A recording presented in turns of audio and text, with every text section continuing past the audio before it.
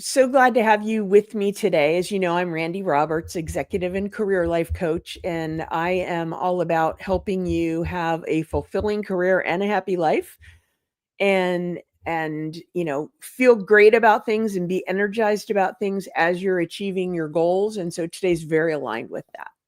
So just want to think a little bit about, I'm very aware that it's mid-June, which is crazy to me.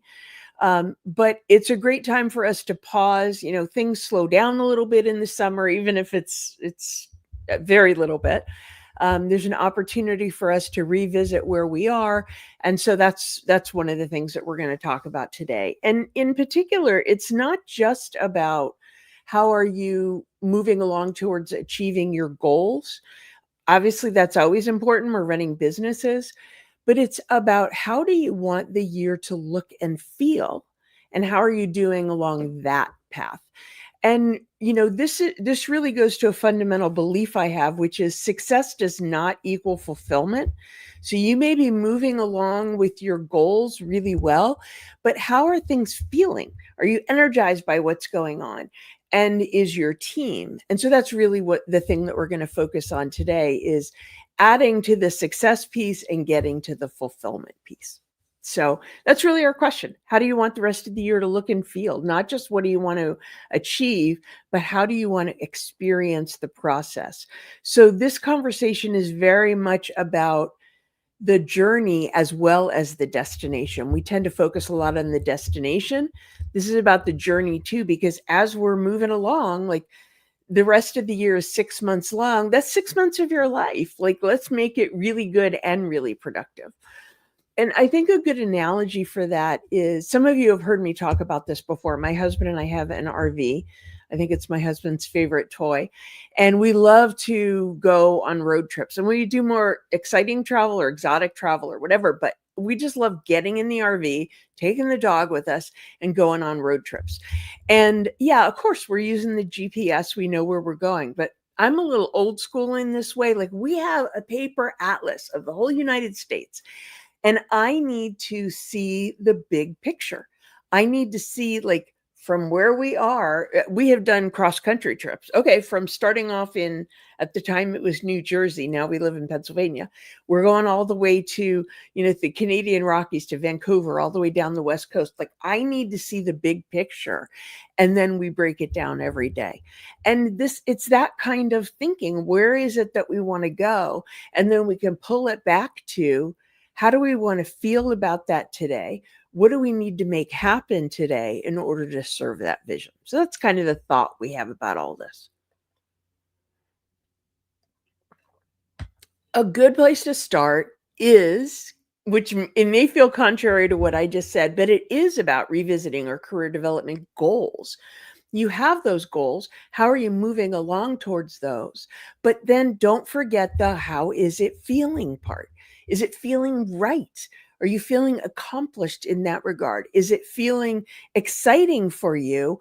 Or does it just feel like it's a, piece of paper that's somewhere in your files, as opposed to a dynamic, living, breathing thing that gives you energy? So it's a really good time to think about that in terms of, your progress, of course, but how is this fitting with your long-term goals? How is there additional support that you need in order to make it happen? Are there stretch assignments you need to be asking for? What is it that's going to give you energy so that the journey is feeling as good as when you get to the destination? Another point that feels a little bit more objective is maybe taking a look at your business objectives through a leadership lens, if you will. So I said we're talking about, a little bit more of the intangibles. These first two are more tangible. How are you doing towards your business objectives? Because that's the foundation for everything. You're running a business. You have things that you need to deliver. But how are your business goals aligned with what you want this year for your team, for your culture, not just your numbers? So, think about where your leadership can influence the quality of the work, the innovation that you're bringing and your team is bringing to the work, cross-functional strength, and development, not just the execution. So yeah, the execution has to be there, but beyond that, how do you want things to look and feel at the end of the year? And what can you be doing today to set yourself up for success along those lines? Okay, so I said the first two are a little bit more tangible. Now we're going to go into a little less tangible area. In thinking about how you want the year to look and feel, you have the opportunity to really cultivate the work environment for you and for your team. What is the environment you want to work in? Really, it's an opportunity to sort of take a pulse on the team's emotional climate. How do you want your direct reports to describe working on this team this year? How do you want them to describe what it's been like to work with and for you this year?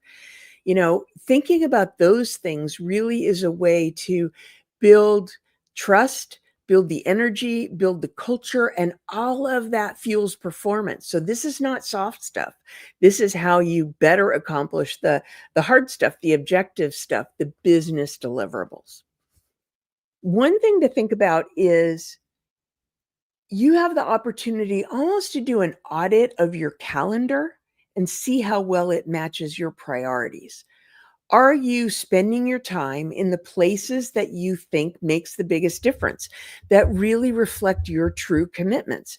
If your calendar is full of must-dos, updates, meetings with other teams, all of those kinds of things that are the must-dos, you are saying your priority is what other people need you to be doing, what other people want you to be doing. That stuff's important. I'm not saying it isn't.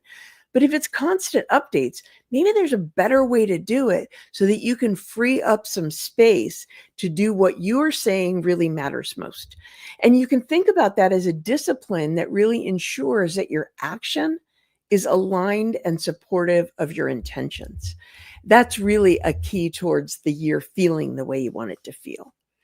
And once you've taken a look at that, that will allow you to free up some space, to create some breathing room in your calendar, which is really important. One of the most common concerns I hear from clients is I have no time to breathe. I'm constantly back to back to back, and I have no time for that higher level thought. So free up that space, because that time, that the space and time that you free up, you can protect for more strategic and creative thought.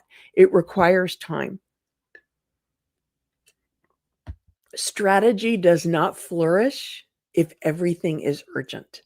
So you really have to reclaim some space and fuel that creative thought and that strategic thought so that you can be not just delivering for today, but preparing for tomorrow. So, that thinking, that exploration, that challenging your assumptions or whatever helps your creativity requires space. So that's really, I'm encouraging you to make space on your calendar and then use it purposefully. I had a conversation with a client just yesterday. He was dealing with a challenge that required some creative thinking. He leads an engineering team. So they were dealing with like a physical challenge and they were a little bit stuck. And he was talking about, how can he manage that and make the space for the creativity and fuel that energy. And I suggested he just mix things up a little bit in a small way. It doesn't have to be a major accomplishment.